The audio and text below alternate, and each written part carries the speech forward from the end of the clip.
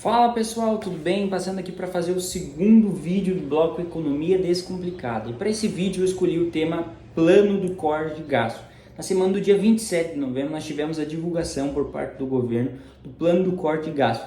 Mas o que a gente viu, que pós-divulgação, teve um alvoroço aí do mercado, o mercado não viu muito bem essa notícia, essa divulgação, e o dólar bateu máxima, passou de 6, a bolsa caiu. Então existe a pergunta que não quer calar: e Leonardo, qual que é o impacto desse plano de corte na economia, nas contas do governo? Por que o mercado não gostou efetivamente, né? E qual que é o impacto no meu bolso, nos meus investimentos? Então é nesse vídeo que eu quero falar sobre isso. Você que quer saber um pouquinho mais qual o impacto desse plano de corte de gasto, me acompanhe até o final desse vídeo. Lembrando que o link do vídeo completo vai estar na descrição do meu perfil. Vamos lá? Então, primeiramente, antes de falar do plano de corte de gasto efetivamente, a gente tem que entender o porquê que o governo precisa cortar gastos, né? Quando a gente fala de cortar gastos, né, o porquê que o governo precisa, a gente tem que falar um pouquinho da dívida, né, a dívida do Brasil. E hoje a dívida do Brasil, ela representa aproximadamente 78,8% do PIB.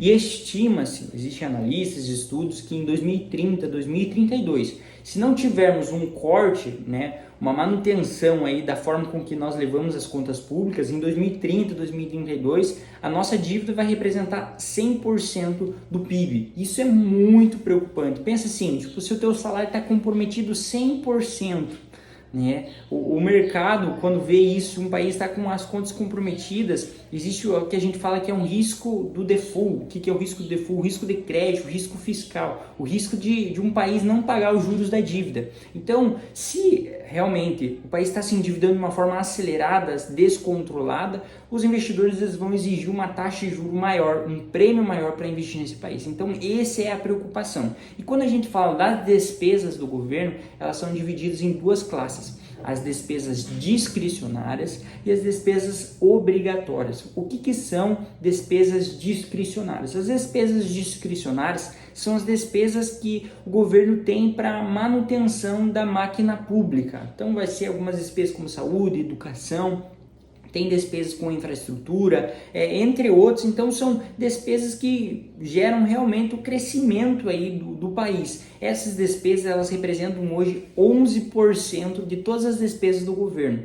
O restante, 89% das despesas do governo, estão focalizadas nas despesas obrigatórias. O que são despesas obrigatórias? São salários, os gastos que o governo tem com o INSS, com a Previdência, com o salário dos funcionários públicos, com o abono salarial, com o desemprego, com benefícios sociais. Então são gastos hoje que o governo ele não tem como mexer. Pense assim, o governo quer cortar gastos. Eu falo, não, onde que eu vou cortar? Eu vou cortar o salário dos funcionários públicos. Existe como o governo fazer isso? Não existe. Então, se a gente fosse fazer uma comparação, é como se fossem as nossas despesas fixas. Tem como você, né, deixar de pagar a luz? Se você deixar de pagar a luz, você vai ter falta de energia no mês. Então são despesas hoje que o governo não consegue, né, deixar cortá-las imediatamente, e são as despesas que pesam mais no orçamento público. Então essas despesas elas têm crescido de forma descontrolada, não existe um teto de crescimento. Nesse ano elas cresceram mais de 15%, e aí está a preocupação. Por isso que o governo ele precisou apresentar um plano de corte de gasto, que caso essas despesas obrigatórias não tenham cortes ou tetos de crescimento, estima-se que em 2030 as despesas do governo vão ser 100% obrigatórias. Isso é muito ruim, porque igual eu falei, as despesas discricionárias vão ser deixadas de lado, que são as despesas que fazem a economia crescer. Então o governo não vai ter mais recurso para investir em saúde, educação, na infraestrutura. O governo não vai ter o recurso do governo vai ficar 100% para pagar as despesas obrigatórias. Então isso é uma preocupação, e foi por isso que o Fernando Haddad anunciou aí o plano de corte de gastos. Mas esse plano de corte de gastos não trouxe muita alegria. Por quê? Porque teve algo que veio de forma surpresa junto com o anúncio do corte de gastos, que foi a isenção do imposto de renda para quem ganha até 5 mil. Isso não estava previsto, é algo que o governo Lula já tinha nas suas propostas no início do seu mandato, mas ninguém estava esperando que viria agora, porque agora o governo está realmente com as contas descontroladas, o governo está arrecadando muito, mas as despesas têm aumentado cada vez mais, e eles esperavam realmente um plano confiável, que trouxesse credibilidade, mas essa isenção do imposto de renda trouxe uma surpresa aí para o mercado. Mas vamos entender um pouquinho como que vai funcionar esse plano de corte de gastos. O governo pretende aí ter um corte de despesas, né, ter limitação das despesas de 70 bilhões entre 2025 e 2026, sendo 30 bi em 2025 e 40 bilhões em 2026. E como que tá? Se a gente for analisar em si o plano de corte de gastos, não tem nada de corte de gastos. O que o governo em si está fazendo, ele está limitando o crescimento das despesas obrigatórias. Quais são as principais propostas dentro do plano de corte de gastos? A limitação do crescimento do salário mínimo. Por que é hoje importante limitar o crescimento do salário mínimo hoje para o governo, para as contas do governo? Por que é importante? Porque hoje o salário mínimo está ligado a vários outros benefícios. Várias outras despesas do governo estão ligadas ao salário mínimo, como o benefício de prestação continuada, o abono salarial, o seguro-desemprego, são despesas que estão ligadas ao salário mínimo. Então tem como base o valor do salário mínimo. E se o salário mínimo cresce sem teto, igual esse ano ele cresceu 7%, essas despesas, não só o salário mínimo, mas essas outras que eu falei, elas vão crescer de uma forma descontrolada. Isso vai aumentar cada vez mais as despesas obrigatórias do governo. Então o que o governo fez? Ele limitou o crescimento real do salário mínimo em 2,5%. Então todo ano ele vai crescer o IPC, o INPC, pelo menos, ou o IPCA, e está limitado no crescimento real, que é acima da inflação, a 2,5%. Então isso limita aí um crescimento das despesas obrigatórias. Outro ponto foi o movimento na Previdência dos militares. Dentro de todas as despesas, a Previdência hoje é uma das que tem o maior rombo. Por quê? Porque hoje as pessoas estão vivendo mais e as pessoas estão envelhecendo mais e elas estão realmente vivendo mais do que antigamente. E ao mesmo ponto que tem pessoas mais envelhecendo e vivendo mais, tem menos contribuintes para a Previdência, então cria-se um rombo. Então eles colocaram algumas regras na Previdência dos militares que antes não tinham. Quais são essas regras? A idade mínima, que antes não tinham para se aposentar. Eles colocaram também o limite de não ter mais transferência de pensão. Antes tinha transferência de pensão para parente, não, agora limitou para cônjuge, companheiro e filhos. Então, e também colocou uma contribuição mínima de 3,5%, igual às outras contribuições como da Marinha, entre outros. Então, foi alguns ajustes na Previdência. Outras propostas foi o abono salarial, então antes era 2 salários mínimos, com o passar do tempo diminuindo até que chegue 1,5 salários mínimos. Outro vai ter o combate aí contra super salários, né?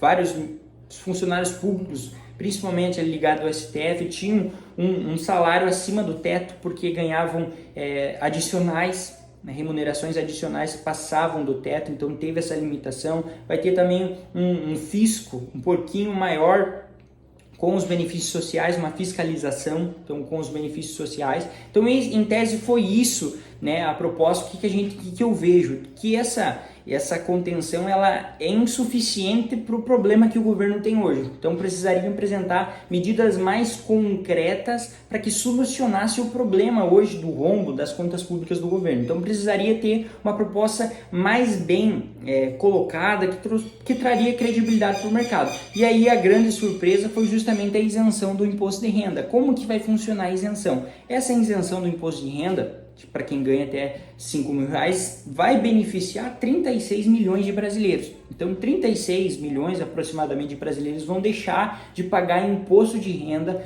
até quem ganha até 5 mil reais. Né? E como que vai ser? Essa isenção ela traz uma receita menor para o governo, porque o governo vai deixar de estar arrecadando 35 bilhões. Então vai ser 35 bilhões que o governo vai está deixando de arrecadar com essa isenção. E ele promete compensar essa falta da receita que ele vai ter com a isenção com quem ganha mais de 50 mil. Hoje, no Brasil, isso é fato, que quem ganha mais receita, ele acaba pagando uma taxa efetiva menor. Então, quem realmente ganha mais, ele no final, lá na declaração do imposto de renda, ele acaba pagando uma taxa menor do que 10%. Por quê? Porque quem ganha mais 50 mil, geralmente ele não tem apenas o salário, ele ganha dividendos, ele ganha salários, né, aluguéis, então tem vários juros sobre capital próprio, então tem várias outras fontes de receita e a taxa efetiva que ele paga na declaração do imposto de renda acaba sendo menor do que 10% sobre a renda, sobre os rendimentos. O governo tem a proposta de pagar pelo menos 10%. Então, se a pessoa tem uma renda de 600 mil mais, ela vai pagar obrigatoriamente pelo menos 10%. Se as rendas dela foi 8, ela tem que compensar com 2%. Então, essa foi a proposta aí da isenção do imposto de renda. O que nós vemos? Eu vejo assim que essa compensação, ela não é uma compensação certa. Então, não significa que o governo vai conseguir realmente arrecadar esses 35 bi que ele deixou de arrecadar com a isenção do imposto de renda de até 5 mil. Então essa é a preocupação do mercado, porque o mercado esperava um plano que fosse confiável e trouxesse credibilidade. No momento que o governo realmente está em uma situação complicada com as contas públicas, a arrecadação está aumentando e o governo está gastando mais para realmente impulsionar a economia. Então o mercado realmente esperava uma proposta que trouxesse credibilidade, mas essa surpresa da isenção do imposto de renda não caiu muito bem, porque é como se o governo tivesse no momento que ele tem que cortar gasto, ele está falando, não gente, eu vou deixar de ter essa receita, não, mas deixando de ter essa receita eu vou compensar, eu vou tentar compensar com quem ganha mais de 50 mil, porque não é uma compensação certa. Então o governo fala que vai empatar, mas não existe estudos que talvez não consiga empatar, porque não é uma compensação certa. Então foi por isso que o mercado não viu muito bem. Eu vejo que esse plano de corte de gasto é insuficiente porque a gente está vendo o problema que é hoje as contas públicas do governo.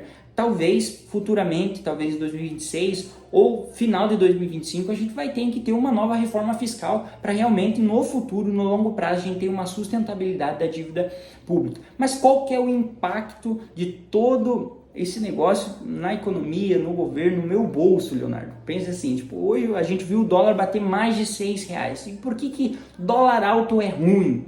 Pensa assim, hoje nós Brasil, nós somos um país que ele importa muito produtos e bens finais. Então, se a gente precisa comprar um negócio, a gente compra do Shein, né? O agricultor ele compra insumo importado, ele importa insumo, o empresário ele importa tecnologia. Então, se o dólar está caro, o empresário vai pagar mais caro na tecnologia, o agricultor vai pagar mais caro no insumo e na hora de repassar o preço para o produto final, o petróleo vai ficar mais caro, a gasolina vai ficar mais caro. Então, nós consumidores vamos acabar pagando mais. Então, com essa incerteza que esse plano trouxe para o mercado, vai fazer com que o dólar aumente ainda mais e isso é muito ruim para nós, porque tende a gerar inflação. E outro ponto pensa assim, com a isenção do imposto de renda, que provavelmente ela vai entrar em 2026, efetivamente, a população vai ter mais recursos. Quem ganha até 5 mil reais, ele vai ter uma renda líquida maior. Então ele vai ter mais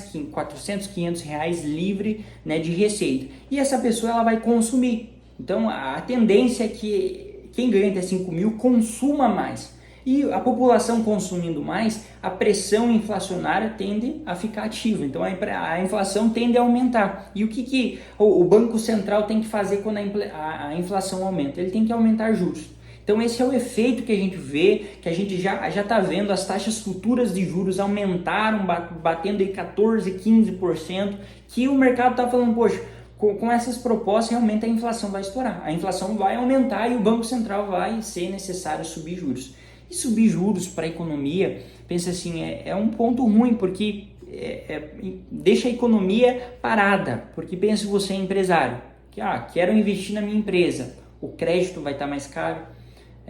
O empresário que quer fazer uma construção, o crédito vai estar mais caro. Você, eu quero financiar uma casa, os juros vai estar mais alto. Então isso tem um impacto, né, negativo na economia, mas para quem tem os investimentos ligados à renda fixa, tende a se beneficiar, porque são ligados à Selic, ao CDI, então tende também a aumentar. Então, pessoal, esse foi um resumo que eu trouxe aqui do pacote do plano de corte de gastos. como que foi, para você entender quais são as medidas, quais os impactos, por que o mercado não viu. Então, justamente é esse ponto, e eu quero desafiar você. Deixe aí nos comentários o que você achou, qual que é o seu comentário, o que você achou desse plano de corte de gastos. Você já tinha noção que era esse tamanho, que era nessa medida? Também deixe o que você gostaria de ver aqui do nosso canal, qual o tema que você gostaria que eu falasse, e por fim, curta esse vídeo, compartilhe com aquele amigo e se inscreva no nosso canal. É isso, pessoal, até o próximo vídeo. Até mais!